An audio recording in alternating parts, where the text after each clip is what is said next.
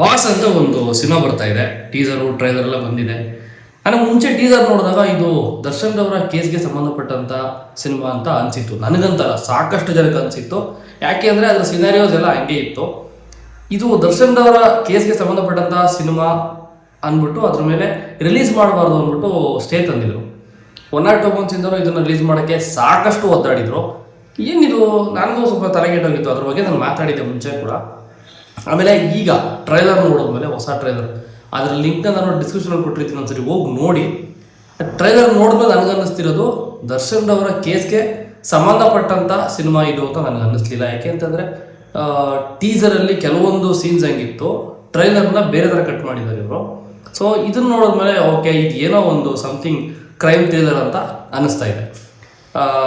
ಅದರಲ್ಲಿರುವಂಥ actor ಬಂದ್ಬಿಟ್ಟು ತುಂಬ ಒಳ್ಳೆ ಪರ್ಫಾರ್ಮೆನ್ಸ್ ಮಾಡಿದ್ದಾರೆ. ಯಾಕೆಂತಂದರೆ ಯಾವುದೋ ಒಬ್ಬ ನಟನಿಗೆ ಹೋಲಿಕೆ ಆಗೋ ರೀತಿ ಕಾಣಿಸ್ತಾ ಇದೆ ಅಂತಂದರೆ ಅವರು ಚೆನ್ನಾಗಿ ಮಾಡಿದ್ದಾರೆ ಅಂತಲೇ ಅರ್ಥ.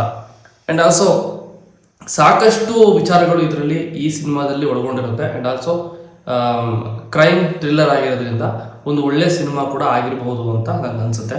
ಆ್ಯಂಡ್ ಈ ಟೀಮ್ಗೆ ನಾನು ಹೇಳೋದಿಷ್ಟೇ, ಈ ಕೇಸು ಗೆದ್ದಿದ್ದೀರಾ, ನಿಮ್ಮ ಕಡೆ ಆಗಿದೆ, ರಿಲೀಸ್ ಮಾಡ್ಬೋದು ಅಂತಲೂ ಗ್ರೀನ್ ಸಿಗ್ನಲ್ ಸಿಕ್ಕಿದೆ ಹೈಕೋರ್ಟ್ ಕಡೆಯಿಂದ. ಸೊ ಸಿನಿಮಾನ ಒಳ್ಳೆ ಡೇಟ್ ನೋಡಿ ಆದಷ್ಟು ಬೇಗ ರಿಲೀಸ್ ಮಾಡಿ.